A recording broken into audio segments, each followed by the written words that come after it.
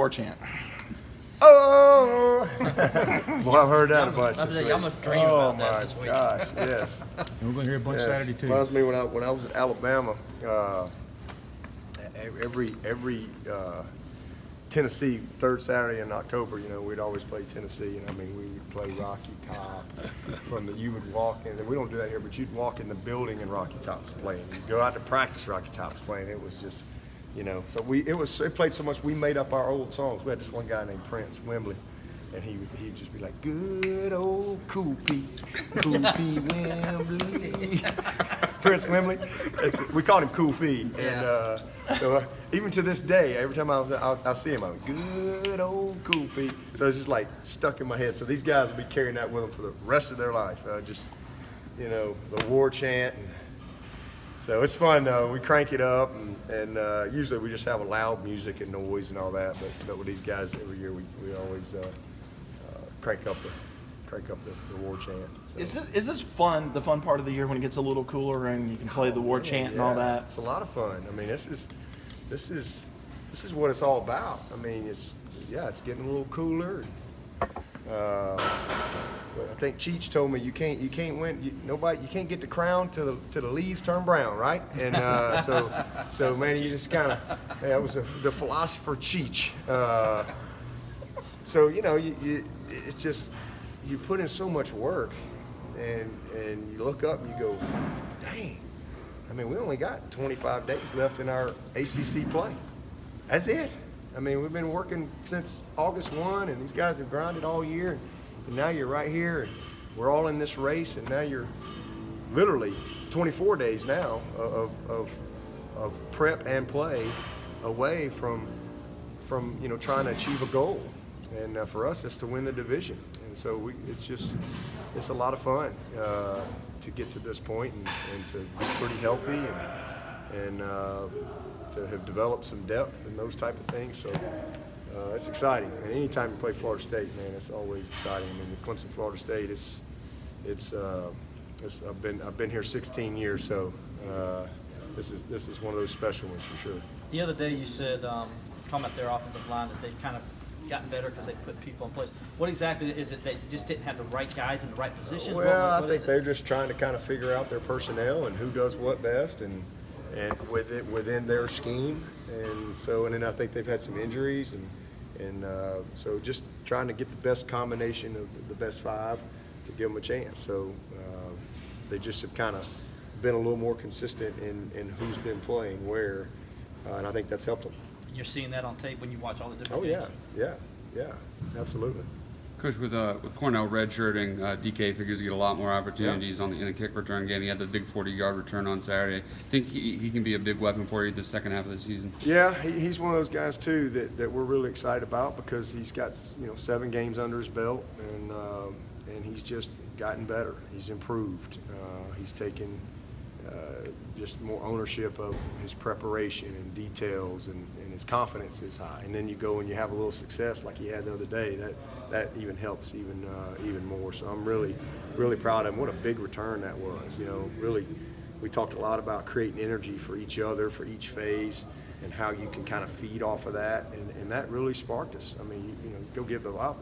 One of the big things that we talk about all the time is the field position chart, and where our odds are of scoring when we get good field position, and where our defense's odds are of them not scoring if we give them good field position. So from a defensive standpoint. So we talk a lot about that, and so it was good to see our return team, get out there. I think we're like 12th in the country right now in kickoff return. So we're doing some good stuff. We don't get a lot of opportunities, thankfully, but we've popped a couple big ones, and that was a huge one, and set us up. And then offense goes down and scores, and defense gets a 3 and out, and all of a sudden you've got really good energy, and we were able to kind of sustain the momentum throughout the day. Usually they have a dynamic kicker that can kick it from 70 yards and make easy field goals, and Hopkins and all those guys I was talking about. How are they this year in the special teams, and how big of a deal is that going to be on Saturday? Well, they still got one of them Arguayos. I'm not sure if I'm saying that right. It seems like they've had one of them brothers forever. They're very talented. Been a little inconsistent this year. I think they're maybe around 58% or so, but very talented. And but for whatever reason, they've been missed a few, but this will be as good a punt returner as we've seen. I mean, this 29 is the real deal. I mean, he takes a million chances. He took one to the house on Miami, almost 2 to the house, big one on Louisville. I mean, pretty much everybody they played, he said the one team just wouldn't kick it to. I think it was Northern Illinois. They just wouldn't kick it to him. And he is a really, really good player. So, hopefully we can have the same type of success that we had on that great kid from Wake Forest a few weeks ago. That kid was awesome, Dortch. And so he's really, really good. And then they got a left-footed punter, which is a little unique. And they do a lot of rugby stuff, so that's a little different. Usually people kind of rolling to the right, but rolling to the left, so a little different situation there. And but they're really good. I mean, they're a very talented roster from top to bottom. Have you had Hunter punting it left-footed to get ready for that guy? No, we have not done that. We've had grooms around here for the last few years because he was our left-footed guy. But hopefully we'll get us a lefty in here for long. You don't release an injury report anymore, but are you healthy? And yeah. Is this about as healthy as you can remember being late October? Yeah, I think we're in a really good spot for this stage, and this is the type of year. Really, next week I'll kind of tweak practice a little bit, because going into next week will be game 9, week 10, add on another 3 weeks into that, so you're talking week 13 for these guys. So it really gets to the point where it's about, just really getting your details and getting your plan down and being sound technically and fundamentally, and still getting enough physical work to be game ready, but just tweaking that a little bit. But yeah, this is right now we're in a good spot, and hopefully that will continue to be the case for us. We've been really fortunate, but I think these guys, they do. First of all, our staff does an amazing job, from Alex Bina to Paul, our nutritionist, to Danny Poole, and all of our training staff and medical team, and the culture that's been established is these guys really buy in to taking care of their bodies. I mean, that's probably the biggest thing. We got a very veteran team, as y'all know, and these guys, they get treatment when they don't even need treatment. They prehab. They've really bought into that, whether it's the stretching, the massages, yoga. They're constantly working to take care of their body. It's sleep, getting the proper sleep. So most of these guys, I think, really understand the importance of all of that stuff and how it equates to good health, and trying to do everything you can to prevent injuries the best you can. Dabo, you're talking about, just to tap on top of that, the self-starters that you have, the kids that are self-starters. Brent was telling us just the other day how we were talking about the cornerbacks, AJ and Trayvon, how they get in the film room and self-start themselves and pretty much do just what you're saying. When you're going out on the recruiting trail, are you looking for that aspect in a kid? Yeah. Oh yeah. The great ones, the great ones are that, and the great ones, they've already played the game before the game even shows up. When the game gets here, it's just like it's over. I was just showing a video of Kershaw, the pitcher for the Dodgers, the other day. He was like 3 days before. This is one of the best pitchers ever. And 3 days before he's ever even on the mound, the stadium cam or whatever just caught him, and he's in there on the pitcher's mound in the bullpen, and he's basically playing the game and going through the motion by himself. And that's what the great ones do. I mean, they're fanatical about their preparation. And so when they get to the game, they've already played the game. It's the guys who just kind of show up and they're here for that little time of football, and then boop, they check back out. And that was kind of Dorian for 2.5 years. That's why he wasn't a great player. And he eventually figured out, what, I gotta prepare. I gotta change how I do things. And then you saw the results that you got. So you can't just be talented anymore at this level. You can't be great, that's for sure. I mean, you've got to put the work in, and you've got to prepare, and you got to go above and beyond, and study. Because let me tell you, your opponent is, most of the time, and it's got to be important to you.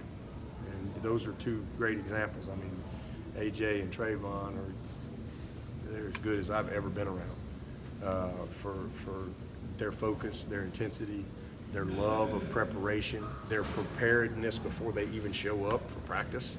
I mean, it's a very conscientious thing with those guys, but they've got a lot of great examples around them too. And Muse has become that. Kayvon's become. I think most of those guys in that secondary. That's kind of who we are now. And so that's one of the reasons that we're playing pretty good back there. I imagine that's one of the things you guys track when you're recruiting these kids to see which one is real serious about that kind of stuff. Yeah, I mean, I always tell everybody, being a good player is the minimum.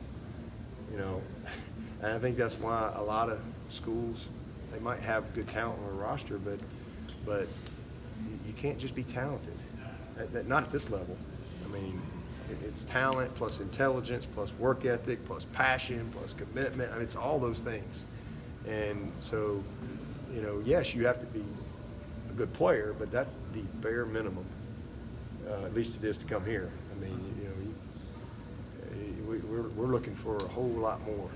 I'm much more interested in who the person is, because that's ultimately going to determine what type of player you get. Coach, speaking of talent, you told us the other night that you hope to redshirt KJ Henry if you can avoid some injuries. Yeah. And that he actually approached you about that. How unique is that for a guy to be the willingness and acceptance of redshirting for a guy as talented and highly recruited as him? Well, that's just kind of who he is. He's got one of those Christian Wilkins type personalities, and he's just very aware. Yeah, I actually tried. I kind of challenged him on that a little bit because I know where he is and how he's improved. I mean, he's going to be a great player, but he just loves it. I mean, he loves his role. He loves his teammates. He loves being over on a scout team, and he's enjoying his experience. He's an unbelievable teammate. But his thing was, and he's going to. If we have to have him, he's going to go. We kind of made a little deal. All right, if something happens, we get some injuries, all bets are off. But if we can, we will. And for him, it's just like, hey, Coach, I know I need to get stronger, and I need to get into power hour. I just know it's going to help me be the dominant player that I want to be. And I love that, that self-awareness. And we're fortunate that we can do that right now. And but at the same time, we wanted to go ahead and get him ready for the season. And go, so he played in 4 out of 6 games, so he traveled with us for 7 weeks or whatever, because he was with us all up until last week, hotel, travel, game plans, practices, rep, the whole deal. And so he's ready to go play if we need him. But hopefully we can hold him, and it'll be a win-win for everybody. He's gonna be a special player for sure, and he's gonna be a special leader, no doubt about it. Thank you, Coach.